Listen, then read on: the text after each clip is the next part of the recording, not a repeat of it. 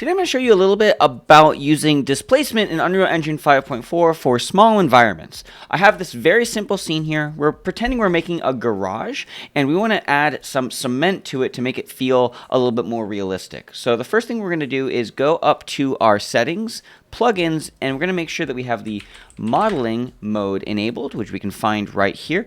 I already have mine enabled, but you will have to restart Unreal. Now we can go into our selection mode and let's go ahead and switch to our modeling mode. The reason why you must do it this way versus just using regular static objects in Unreal is the generic cube and sphere is part of the Unreal Engine content. So if you use anything outside of the modeling mode, you might get some errors when you try and bake your geometry down. So again, I do recommend using the modeling mode. We're going to go ahead and add a rectangle and put it just somewhere in the scene. Let's just click anywhere. It doesn't really matter. And we're going to zero it out into the world center. And I'm going to set this to 1000 by 1000 to start. Now we're going to make this a little bit bigger, but we also want to add like 100 subdivisions and 100 depth subdivisions as well. Let's hit accept and let's place this at the very bottom of our car right there.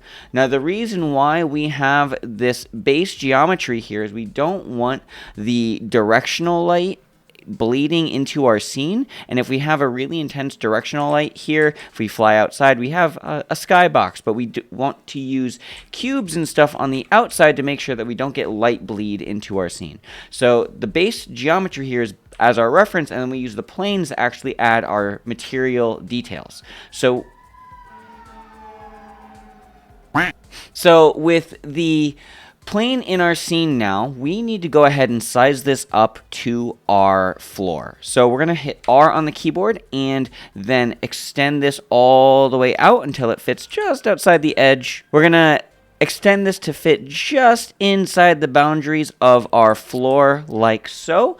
And then what we need to do is go into the Xform tab and then bake transform. Now the reason why we do this is if we look at the scale property down here, we can see that we have stretched it out. And if we were to apply a material to this, it would come in as stretch. So we don't want that. Let's hit accept for the bake transform, where we can see that the world default material is still stretched. So now what we want to do is go to our UV tab and hit auto UV, and this is going to reproject the material UV so that we can get very nice, clean, hey look, the material is correct for our object.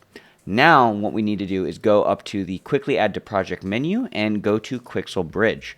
This window pops up. We're going to find some material in our scene that we like. Let's see.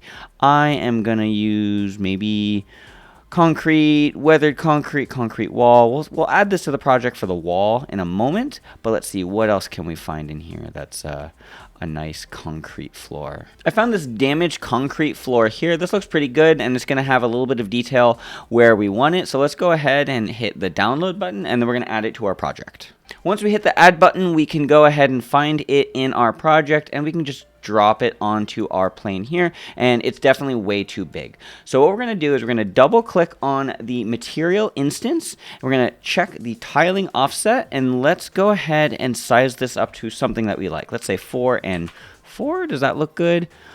Maybe a little bit bigger. Let's go 8 and 8. Now it's very important to remember these numbers. I actually think we can go a little larger. Let's say 15 and 15.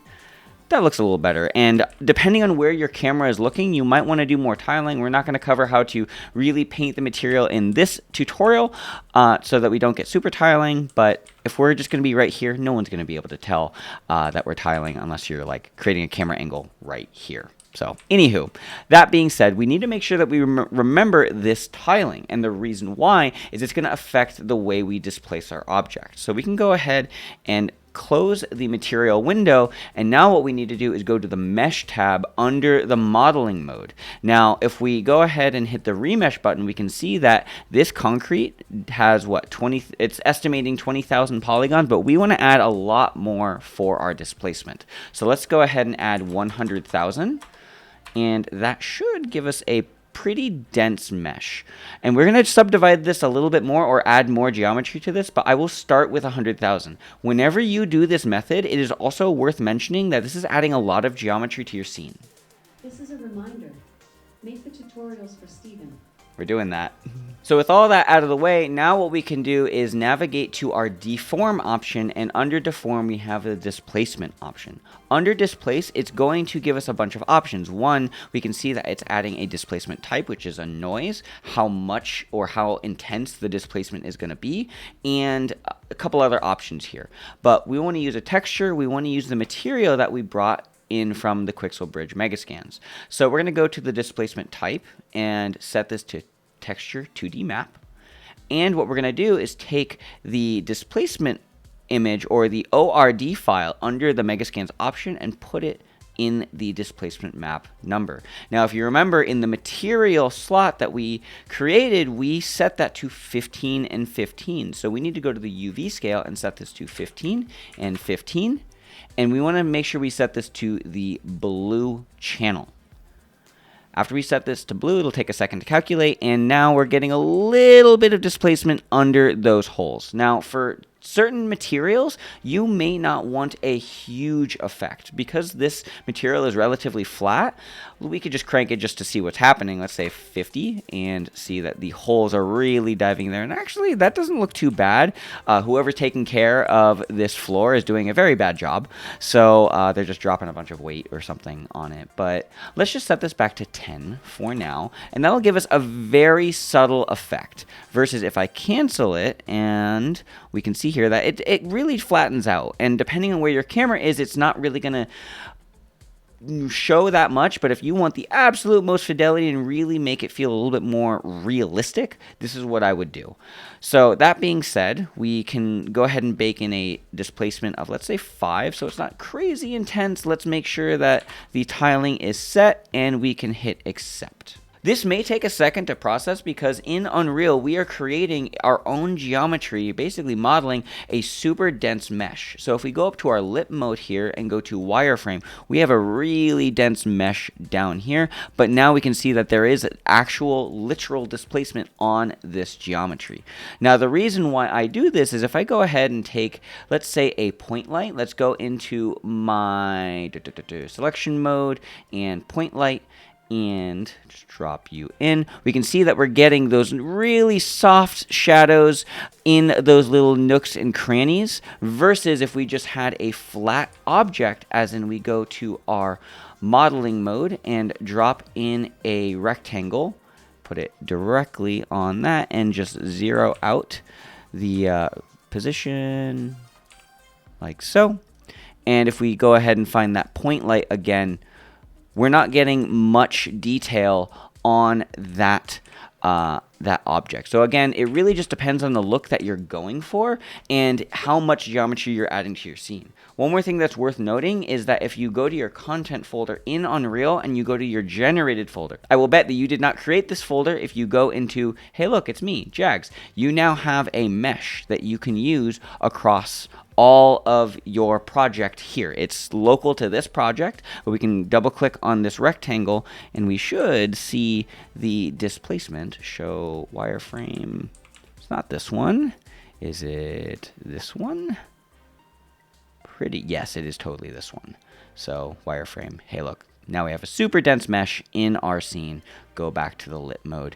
And now if you were to do this for the rest of the garage, you would just apply this to the rest of the scene. I'm going to go ahead and do that right now after I fix this floor. Let's do it. Now, when it comes to making my small scenes for my work, I will typically follow this process where I create a small blockout environment, and then I will add my materials to help set the interior design vibe, and then I will just use displacement to help bring a little extra detail if I need it. Sometimes I still use a flat material, and I always go with what looks best. Sometimes the red channel might not look the best, so I'll use the blue channel. So after about 5 minutes, I spent some time getting this back wall to have the detail I wanted. And now from here, I can go ahead and select my new geometry, and let's just double check it. We can click on the magnifying glass folder and find our new geometry there. Let's hit Control-Shift-S to save our project, just because we're adding a lot of stuff. But now we have this new wall. We can just Alt and click drag. Let's go ahead and set the rotation to 90 and just set this to the desired spot over on the other side there.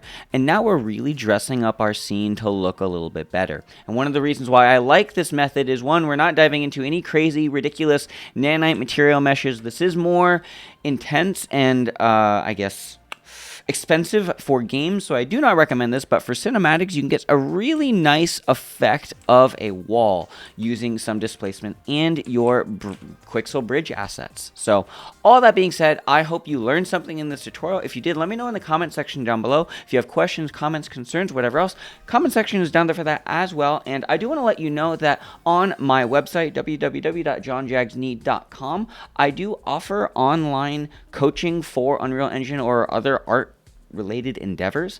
I made this tutorial because one of my students or friends now, Steven, he asked me like, hey, how can I help level up one of my scenes? And this was a question that he had. So I thought I would make a tutorial around it. So if you learned something and you would like to learn more and get some specific questions answered, feel free to let me know in the DMs somewhere, email, and maybe it'll be a good fit for you or not. You can just continue watching my YouTube stuff and hopefully we can learn some things together. Okay. That being said, thank you for watching. Hope all is well, and I will leave you with the final tip. As always, eat 1 gram of protein per pound of body weight, and you'll make some gains. Goodbye, my friends. Bye.